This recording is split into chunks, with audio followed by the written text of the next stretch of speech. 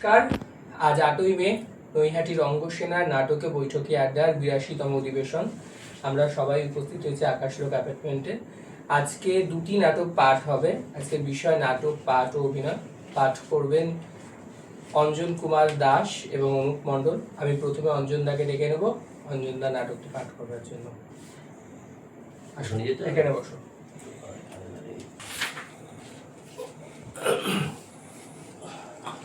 মনোজ মিত্রের সত্যি ভূতের ক।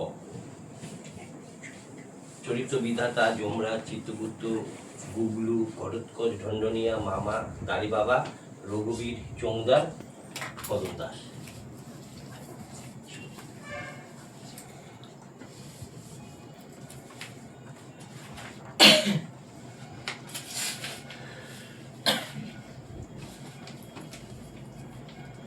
যমরাজ।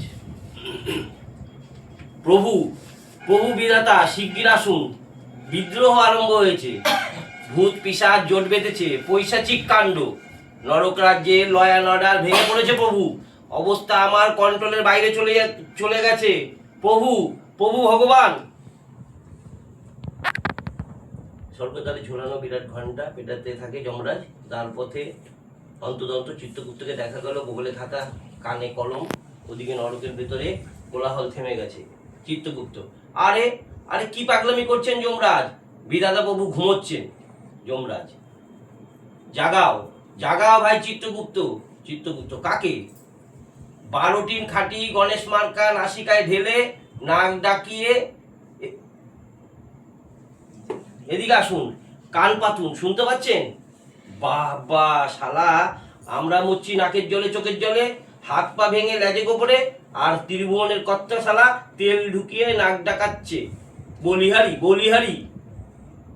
চিত্রগুপ্ত: আরে আরে যমরাজ ল্যাংচাচ্ছেন নাকি? যমরাজ: ইরি রি রি রি। চিত্রগুপ্ত: কার গোয়ালে গিয়েছিলেন? কে ভাঙলো ট্যাং? যমরাজ: চিত্রগুপ্ত একটা লোক ব্যথায় টাটাচ্ছে, তুমি দাগ বের করছো? তোমার মতন পেছন পাক্কা তো দুটো দেখিনি। চিত্রগুপ্ত: নরকেশ্বর যমরাজ কি একটু ভদ্র? তেমন তার পার্শ্বচর। বলে দিও তোমার ওই প্রভুটিকে, বলে দিও আর বেশি দিন ভগবানগিরি করতে হবে না। কোথায় কি হচ্ছে কোনো খবর রাখবে না। বিধাতা হয়েছে, গোষ্ঠীর পিণ্ডি হয়েছে, অকর্মণ্য জড়দগব যত জুটেছে শালা ঘাটের মরা।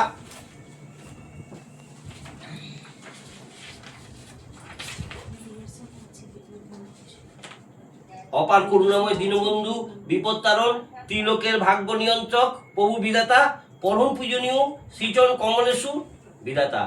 জগদ্দগ ঘাটের মরা, গালাগালগুলো তো তুমিই দিচ্ছিলে। চিত্রগুপ্ত: আপনাকে শালা বলেছে প্রভু? শালা? বিধাতা: এই চান্সে তুমিও একবার বলে নিলে, তাই না? বলো, গায়ে মাখে না? বলো বলো, গায়ে মাখি না? এক ডাকেই সাড়া না দিলে সব শালাই ভগবানকে শালা বলে। দাঁড়িয়ে পেন নাম করছো যে ষষ্ঠাঙ্গ হও। যমরাজ: পারছি না প্রভু, পারছি না। আপনার হিব্বন ভাঙা। বিধাতা: ভেঙে রেখেছো, তবে তো কাজ কমিয়েই রেখেছো। তা ব্যাপারটা কি? হ্যাঁ, গাধার মতন গর্জন করছিলে কেন? আমাকে কি তোমার হিব্বনে শেক চাপাতে হবে? সবে নিদ্রাটুকু দানা পেকে আসছিল। যম: প্রভু, আমার বউ। বিধাতা: বউ? কোন বউ? তো তোমার একটি নয়। বউ? কোন বউ? বউ তো তোমার একটি নয়, আগে 12 নম্বরটি। বিধাতা: 11টি পাতে দেওয়া যায় না, অবশ্য ছোটটি। চিত্রগুপ্ত: আদুরে বেড়ালটি। বিধাতা: পাগলটিকে দেখলেই মনটি কেমন পাগল হয়ে যায়। সন্ধ্যাবেলা একটিবার পাঠিয়ে দিও তো। যমরাজ: সে আর নেই প্রভু। বিধাতা: নেই? বিধাতা: নেই। যমরাজ: আপনার ছোট বৌমা ছেনতাই হয়ে গেছে প্রভু। বিধাতা: সে কি? চিত্রগুপ্ত: ছেনতাই? বিধাতা: ছোট বৌমা আমার পাগলি ছিনতাইকারীর নাম বলো। যমরাজ: নরকবাসী, ভূত পিশাচ। বিধাতা: যমরাজ: কাল রাত্রে আপনার বৌমাকে নিয়ে বিমানে হাওয়া খেতে বেরিয়েছিল। দুষ্টু ভূতগুলো দল বেঁধে বিমানখানি লোপাট করে প্রাণেশ্বরীকে ধরে নিয়ে গিয়ে কোথায় আটকে রেখেছে প্রভু। বিধাতা: সে কি? এখানেও হাইজ্যাকিং। রক্ষীরা কি করছিল যমরাজ? ভগবানকেও উৎকোচ ভরতকচ। ঘুষ কেন হনুমানজি? এ তো আমি ঘুষ কেন হনুমানজি? এ তো আমি খুশি হয়ে আপনাকে পূজা দিচ্ছি, সেখানে বহুত রুপিয়া কামাবো, ভগবানের গোড়ে কিছু তো আমাকে ইনভেস্ট করতেই হবে। তুমি খাবে, হামবি খাবে। ঠিক আছে, আরো 500 বাড়িয়ে দিচ্ছি ধরেন বিধাতা। আমিও আরো 30,000 বছর তোকে বাড়িয়ে দিলাম, মোট 60,000 বছর নরকের ঘানি টানবি তুই, পিসার ঘটোৎকচ দণ্ডনিয়া ঘটোৎকচ। কেন না দিব? এ দাড়ি তো আমার নয়, এ দাড়ি তো আমার নয় রে বাবা, ভক্তের সেবায় উৎসর্গীকৃত, ভক্তের রোগ শোক হরণী এর ধর্মকর্ম। মামা তবে দেন দাড়িটা চুষা, যদি এ শোক কাটাইতে পারি। পশ্চিমবঙ্গে তরে দিবারাত্রি কি যে শোকে জ্বালাই জ্বলতাছি বাবা। দাঁড়ি বাবা, ছু ছু, 150 টাকার মাইনের কনস্টেবল ছিলিস তুই, পশ্চিমবঙ্গের ওপর তোর কেন এত মায়া? মামা মামা আজ্ঞা কয়েন কি? মাইনা আসিল 150, উপরি তো কয়েকশো আসিল, সেইটা ভাবেন? দাঁড়ি বাবা, মরি মরি, প্রচুর উপরি মামা। তা ধরেন আপনাকে আশীর্বাদে 5 বছর সার্ভিস কইরা লেক টাউনে 3 তলা বাড়ি, দাদা ফ্যাসিজম চালু করেছে। আমার মতো একজন জননেতাকেও নরকে পাঠাতে এতটুকু দ্বিধা করেনি। সেম সকলে সেম সেম। রঘুবীর বন্ধুগণ, আপনারা জানেন জীবিতকালে আমি মানুষের জন্য সারাক্ষণ লড়ে গেছি। মেদিনীপুরে বন্যা কিংবা খরা হলে আমি সবার আগে গান গেয়ে স্ট্রিট কালেকশন করেছি। গুগলু সবাই স্বীকার করবে গুরু রঘুবীর, যে বছর বন্যা বা খরা না হয়েছে সে বছর বহু শ্রম করে খরা বন্যা সৃষ্টি করে আমি সিংহের মতন গর্জন করেছি। বন্যা তো তহবিল করতে ওয়েস্ট বেঙ্গল তোলপাড় করেছি মামা। তবে বন্যা হইলেও করছেন, না হইলেও করছেন, আপনার তুলনা তো আপনি নিজেই।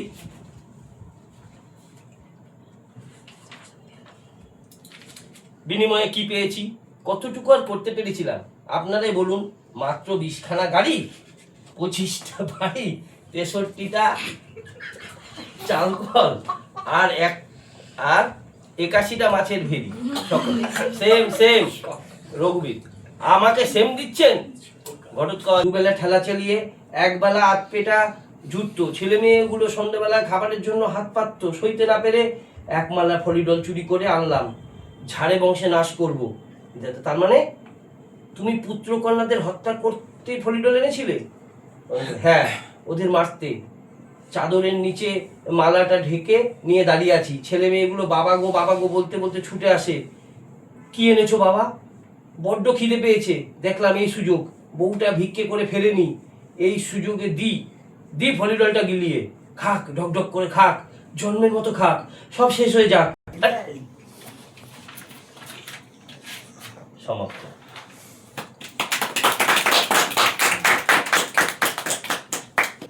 বেরিয়ে এসো। আর এটা খা, এটাও নিয়ে যাও, স্ক্রিপ্টটাও নিয়ে যাও। তো গাছটা একটু সরে গিয়ে আমি অনুপ সরে বসে, এখানে খাটে জায়গা আছে, তোরা মাটিতে বসে। বন্ধুরা তো আসবে। শেষ হলো অঞ্জন, আবার গাছের উপর গিয়ে দাঁড়াচ্ছে।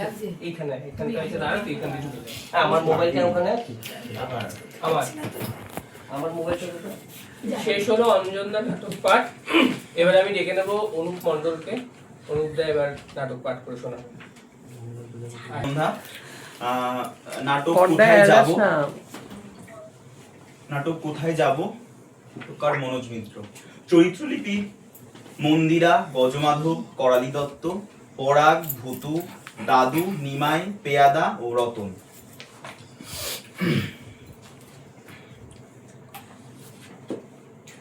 ছাদের ওপর একটি ঘর, 2টি দরজা, একটি বাইরের এবং একটি নিচের নামার, অপরটি অন্দরে যাবার, একটি মাত্র জানলা। এই ঘরের ভাড়াটে গজমাধব মুকুটমণি বাস ছেড়ে চলে যাচ্ছে। ঘরের এক পাশে মালপত্র স্তূপীকৃত কয়েকটা এবং নানা আকারের পুটুলি, বাক্স, এই সব ওখানে ছেঁড়া ফেলিস না। সুটকেস।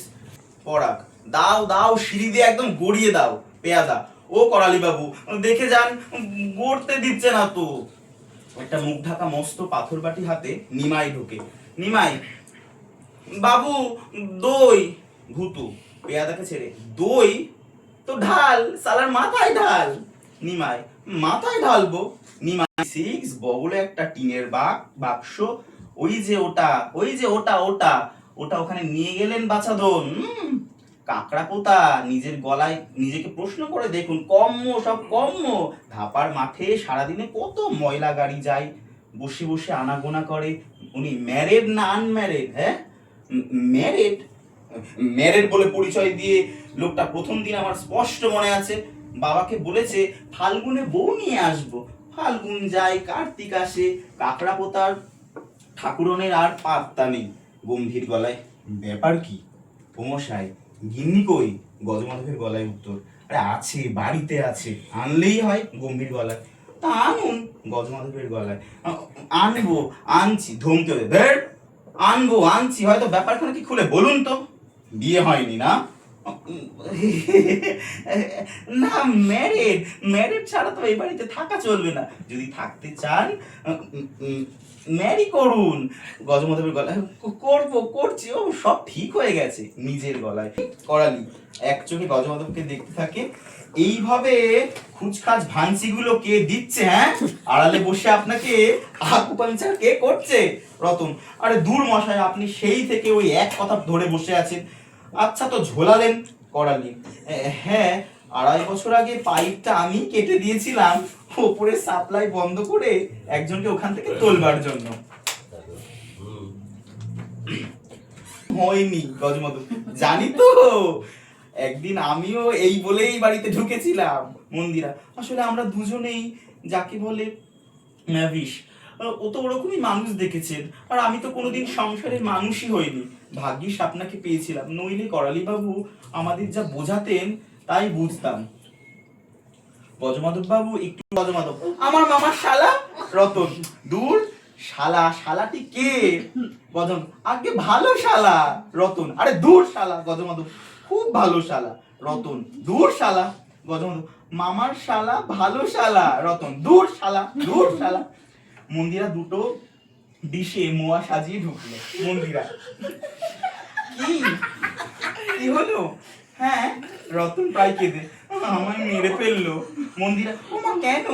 রতন, আমার মাথা আইসক্রিম দাও, মেরে ফেললো শালা শালা করতে করতে। মন্দিরা, ও মা, সত্যিই তো। ও গজমাধব বাবু অমন করছে কেন? ভালো মানুষ রেখে গেলাম, আপনি কি করলেন বলুন? ও তো কখনো শালা শালা বলে না, শালা শালা করছে কেন? গজমাধব, আরে তাই তো, এই তো কেমন গপ্প গাছা করছিলেন। রতন, শালা। মন্দিরা, রতন, কি হচ্ছে? ও কি কথা? চুপ করে বসো, বসো। ওদিকে মুখ ঘুরিয়ে বসলে যে, ছি, উনি কি মনে করছেন? এদিকে তাকাও। গজমাধবকে, আপনি তো তাকান না।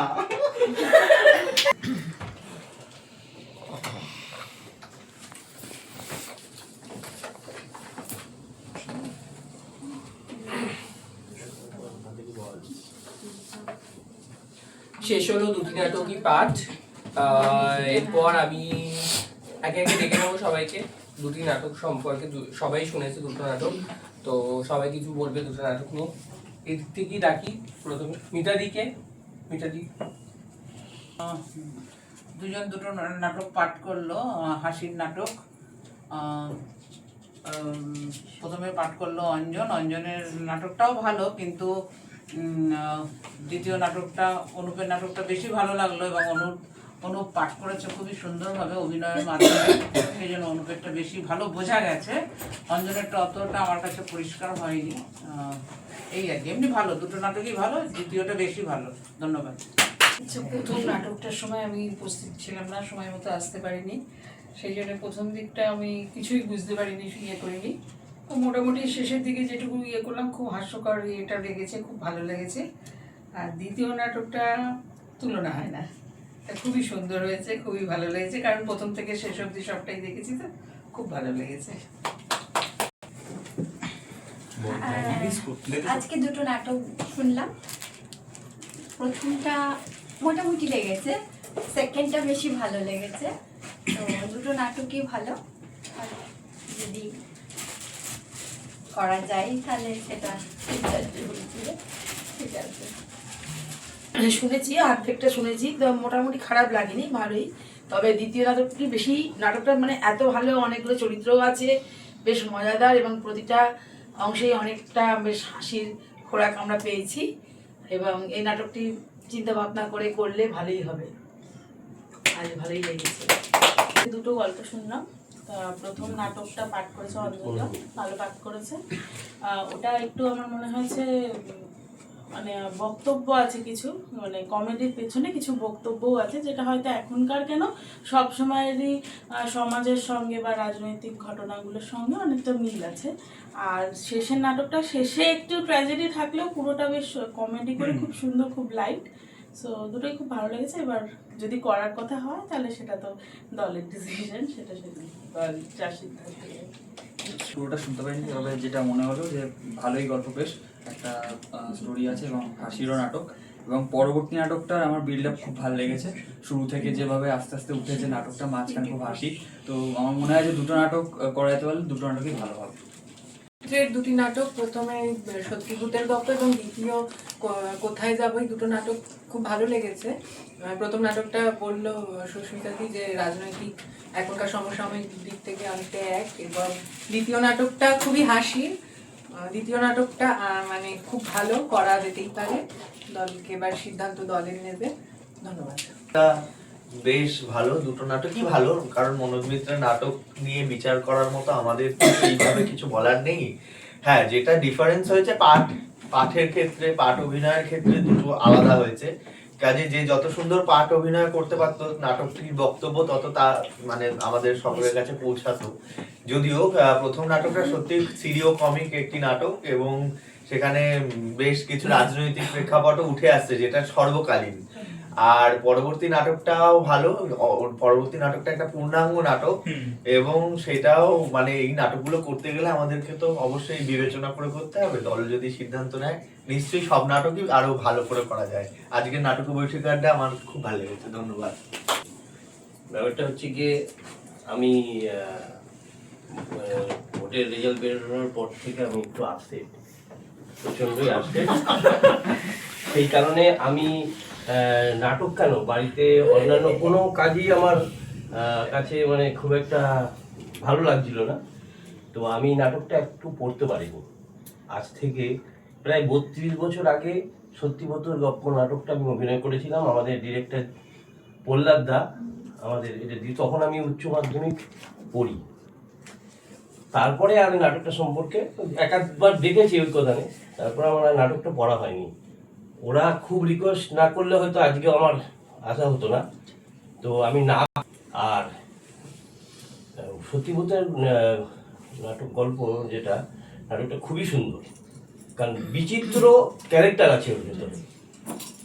কেউ মানে যেগুলো বাস্তব চিত্র, বাস্তবে ঘটে, এইরকম কয়েকজন চরিত্র নিয়ে নাটকটা লিখেছেন। আমার পাঠ করতে একটু হয়তো সেইভাবে হয়নি, নাহলে নাটকটা আরও ভালো লাগতো, আরও হাসির অনেক। আর দ্বিতীয়টাও তো খুব সুন্দর, খুব হাসির নাটক। ওইটা এক ধরনের নাটক, এটা আর এক ধরনের নাটক।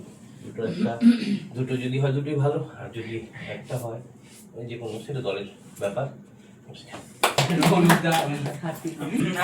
প্রথমত যারা এসেছেন সবাইকে অসংখ্য ধন্যবাদ। আর আমার বিশেষত নাটক পাঠ করে ভীষণ ভালো লেগেছে, ও অঞ্জনদাও খুব ভালো পড়েছে, খুব হেসেছি, ভালো হয়েছে। এবং নাটকগুলো মঞ্চস্থ হবে কি সেটা দল বিবেচনা করবে। তো ধন্যবাদ সকলকে। এবার নৈহাটি রঙ্গসেনার সভাপতি শ্রী ধ্রুপদ ঘোষকে ডেকে নেব।